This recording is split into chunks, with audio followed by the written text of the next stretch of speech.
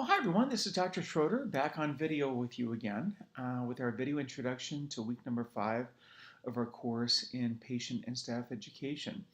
And we're officially at the halfway point. I am recording this on Sunday of week 4, so it's officially the last day of this week's discussion. And very nice discussion once again this week. This week you were presented with a case study.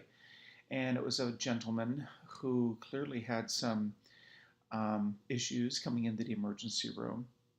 Came into the emergency room with an urgent condition, and there was information in the case study about him taking pills, but he didn't really understand what the pills were all about, and was given some very brief and cursory discharge instructions. And essentially, the task was to kind of parse this out a little bit and identify what are the important concepts to remember when giving patients instructions or when giving patients medical information. And this also goes back to the your written assignment this week, which is your taking what is oftentimes and by its nature very complicated and technical information from medicine and nursing and converting it into information that can be understood and digested by individuals with any level of reading and cognitive abilities. And this is very important because too often we give patients instructions, assuming that they know what the instructions will mean or assuming that they're going to be able to read them.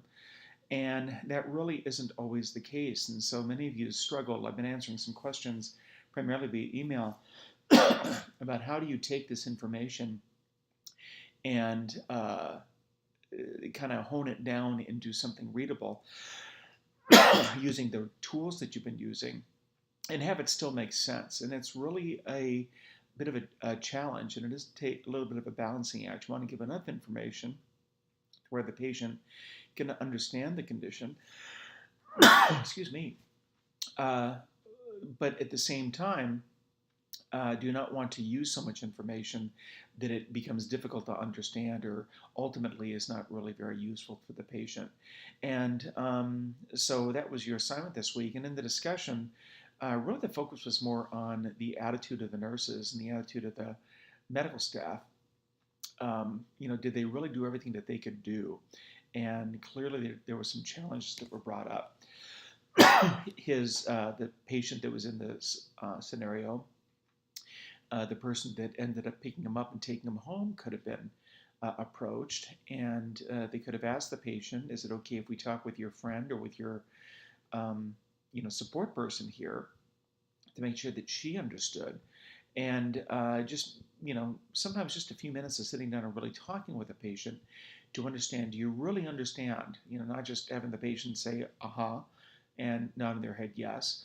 That oftentimes means I really don't understand, but okay, I'm just doing what you're telling me to do here. Really need to know, does the patient really understand? What do they need to do? What is their follow-up going to be? What are the medications going to be? And what are the primary implications that they need to know with whatever medication or intervention they've been given? So again, very nice week of discussion. Week number 5, we pick up with the same idea, but we take a patient that has a little bit of a challenge, and you'll meet a female patient that has a history of schizophrenia. She's also a single mother with children, and she stopped taking her medication and has become delusional. And so you're going to put in that impossible, although we deal with it unfortunately all too often, situation where you're dealing with somebody who has a chronic medical disorder, chronic persistent mental disorder, and family issues, as well as children that require some pretty intensive and complicated medical treatment. So it's really a good case study that always generates a really good discussion. So I'll be looking forward to participating in those discussions with you. As you have any questions, as always, please let me know. You don't have a written assignment due this week. You've been hammering it pretty hard. I've got all of your week 2, I guess it was, week 3, your week 3 assignments. Your nursing education and leadership papers are all done. They're all graded. You have that feedback back, and I would assume that by probably the end of this week, probably by about realistically Thursday or Friday, you should have your papers from this week returned to you. Remember, follow on these papers, follow the rubrics closely. You'll see that most of my feedback really follows the rubric. What if you were able to follow the rubric, and if you follow the rubric and hit all those rubric points, you should do pretty well. Overall, I was as a class, I was really pretty impressed with everybody's writing. Also, quite a bit of feedback on APA and writing skills. And please, please, please, that's not because I'm trying to be overbearing and really picky and ticky-tack, although it seems that way sometimes. The reason is because the class that you're going to take after this one is a capstone course where the writing and the APA skills are really going to be uh, really important. And so the feedback is to kind of help you get to that point. Most of you are doing very well. Some of you, if I've given you some, feedback about the writing center or about any APU helps, you really want to seek those out. It's not because I'm trying to be mean at all. Please don't understand that. It's because I want you to be successful and to uh, be the best writers and have those best skills that you can, because in that capstone, it's going to be pretty important.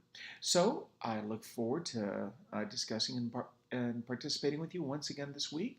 I hope everybody has a great week. For those of you who are Patriots fans, which I assume is quite a number of you, I wish you good luck. For those of you that are Eagles fans, which is also probably a fair number of you, once again, good luck. I'll withhold my personal feelings about who I would really like to see win. And for those of you that could really care less, well, enjoy the Sunday. Um, and enjoy the commercials and enjoy the snacks, and then hopefully for most of you enjoy a little bit of time off. So I will be answering any questions you have, and I'll see you in the discussion forums.